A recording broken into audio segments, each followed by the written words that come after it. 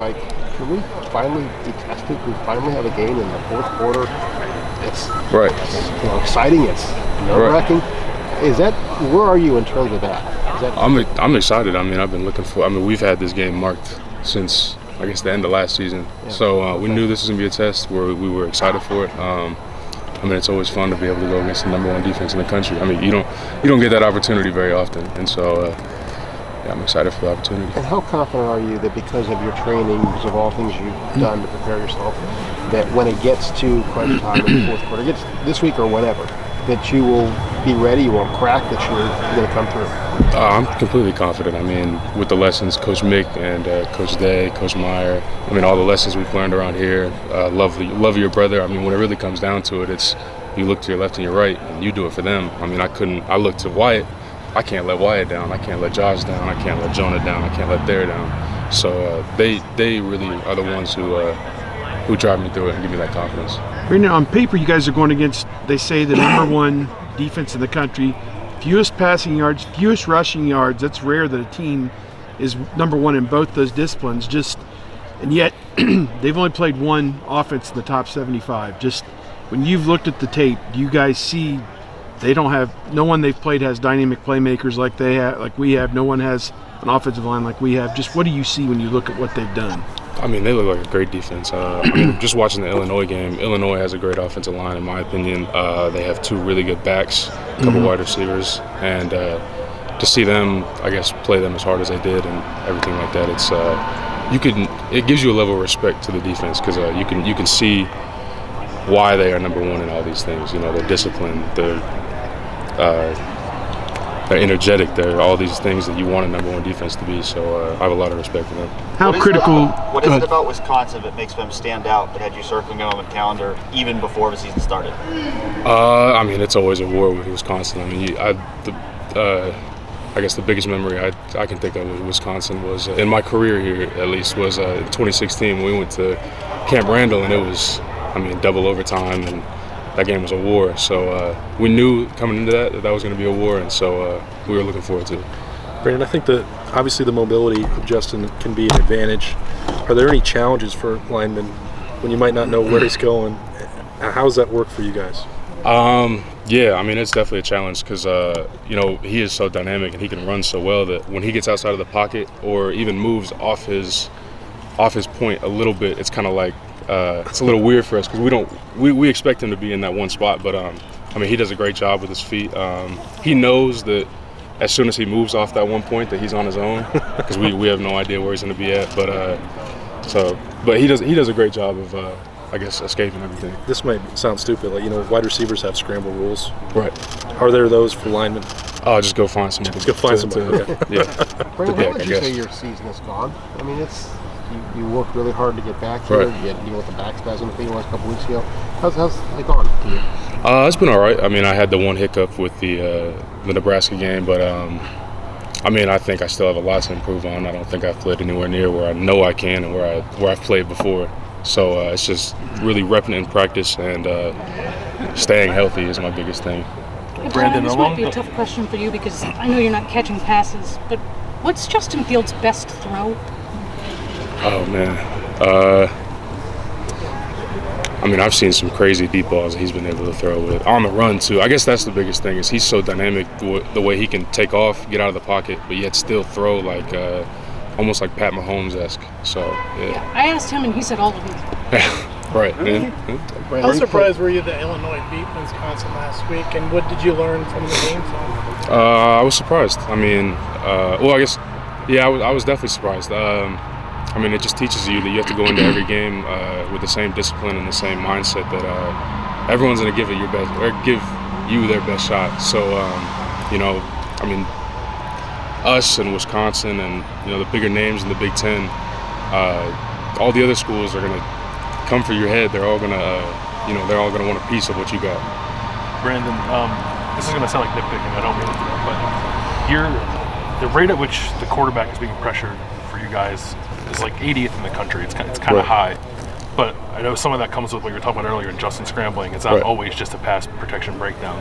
So when you guys look at film and you know that number might be a little high, like what's the conversation like about how you guys are protecting the quarterback? And do you have any issues at the moment with pass protection in general? I think it's just straining. That's our biggest thing is, I mean, even if we say here a play's 4 to 6 seconds. So, I mean, say he holds the ball for longer than 4 to 6 seconds. I mean, I guess tough deal. You got to deal with it. You got to strain through it and stay on your blocks as best you can and just keep giving effort. With Josh as a new starting center, I know a lot falls on his shoulders to get the protections communicated and where the pressure's coming from. Just how do you think he's done with that, and how does that process work when he's trying to let you all know where blitzes and stuff are coming from? Right. I mean, he's done an amazing job. I can't believe, I guess, how well he's done it. For a first-year center to come in and take over an offense like he does, the communication between him and Justin is the biggest thing, and they're on the same page all the time. They make sure they get the right calls. I'll help him out. There will help him out. The guards will help him out. It's just, I guess, even if we're wrong, if we're all on the same page, it can't turn out that bad. You're all wrong. Well, I mean, I think in the we had a play in the Cincinnati game where we actually got the wrong play. Well, one of us saw the signal wrong, but we were all on the same page, and it was a run play. We ran it the wrong way completely, and I think it might have been a 4th and 2 or a 3rd and 3, something like that, and we ended up getting like 7 yards on it. So it just goes to show, as long as we're on the same page, good things will happen. A little bit along the same lines of having to switch positions. Nicholas had to switch from right to left. Right. How tough is that, and how would you assess the way he played? That's, I guess, one of the toughest things you can do, especially, I mean, guard's a little different, but especially at tackle, it's more of a mind game, I guess. People think, oh, well, you can just flip your feet and it's all good. But it's totally different than that because you're changing which hand you punch with in pass pro. You're changing, I guess, all your technique is just flipped. And so really getting, especially when you have that muscle memory locked in, it's a tough decision, or it's a tough move. But how do you think he did? I think he did well. I think he did great. I mean, of course, you have your nerves. It's his first real, I guess, meaningful reps is what we call them. And to see him go in there and play how he did, I was really excited for him. And then to see Fair come in for a short time and do what he did, how much was he hurting, or what is that? How do you guys react to somebody playing in that kind of obvious pain? Right. I mean, he was banged up for sure, but I mean, it makes you have a lot of respect for somebody like that. For someone to come in as banged up or whatever as he was, and to be able to play through that for us because we needed him to. It's just gives you a lot of respect for somebody. Wisconsin is one of the best teams in terms of sacks. Just what do you see with how they approach getting after the passer? And it appears that one guy will take up the blocker to allow the other guy to make the play. I know that's a common theme for defense, but just what do you see with them? They're fast, they're strong, they're big, they can move well. They have an assortment of blitzes they like to run. Seems like they like to try to confuse people sometimes, but as long as we're on the same page, I think we'll be able to get it all sorted out. I'm sorry, when someone goes the wrong way, like you talked about, right? Do you guys all just ad-lib, or does everyone now go the wrong way? Well, that specific one. Yes, I'm wondering how that works. I guess. So we had all thought we had gotten the right play, and one person said the opposite of what the right play was. Okay. And it was too close to the snap of the ball to change it. And so I guess all four, we didn't like make a decision like we're running this play. It was like they said something and then we're going. So as soon as I heard that person say it, it was like, okay, well, we might as well all be wrong. So you just all ran the wrong play? Yeah, but I guess it worked out for 7 yards. Brandon, what does it do for DeJuan Jones to have a moment like he had last week? Oh, it's huge. On the 73-yard touchdown run. And do you there was some conjecture on whether he might be redshirted or not, but now Coach Day is saying looks like he may be in the mix a little bit. But how does that help you guys? I mean, y'all are a team that started 4 different tackles already this year, No, it's huge. I mean, for him, it was a huge confidence booster, and that's exactly what any player needs. I mean, confidence is, in my opinion, the O-line's biggest tool. I mean, if you're not confident, you are not going to play well no matter how good you are. So for him to get that, and that was actually what he was missing. So to see him get that confidence and get out there and have a little fun, just playing the game he loves again. It's. Could you see him contributing down the road now? I mean, in some respects. Absolutely. I mean, he comes in still every day. Works as hard as he can, and I think he could definitely contribute. Every game you play is physical. 2 more questions. Every game you play is somebody coming off as hard as they can. What makes this matchup, this team, why is it different?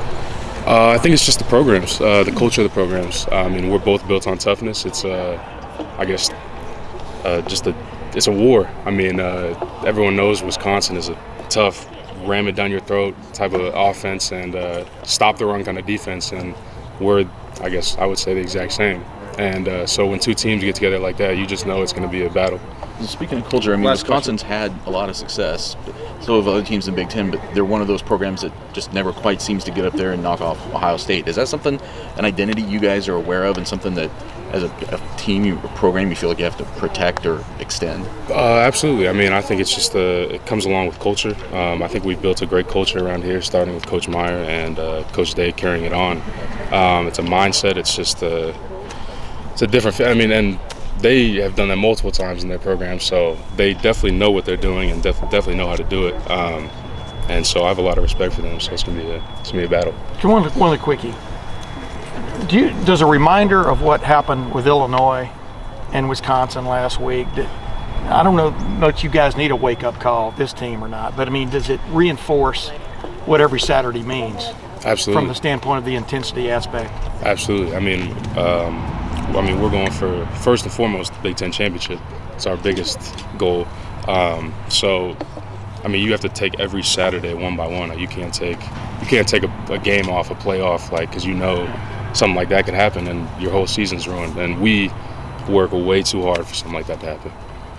Thank you, Branden. Thanks, Branden. Appreciate it. I'm still confused. Were the quarterback and running backs and wide receivers running a different play? Is that why it was wrong? So all 5, I guess. Thanks for watching. Subscribe below to get the latest videos from Lettermen Row. We got Lettermen Live, we've got the practice report, we got rapid reaction. Hey, and we got Buckeye IQ with Zach Bourne. For sure. We got recruiting breakdowns with Berm. We got whatever you need. Ohio State football and Ohio State athletics, we've got you covered here at Lettermen Row.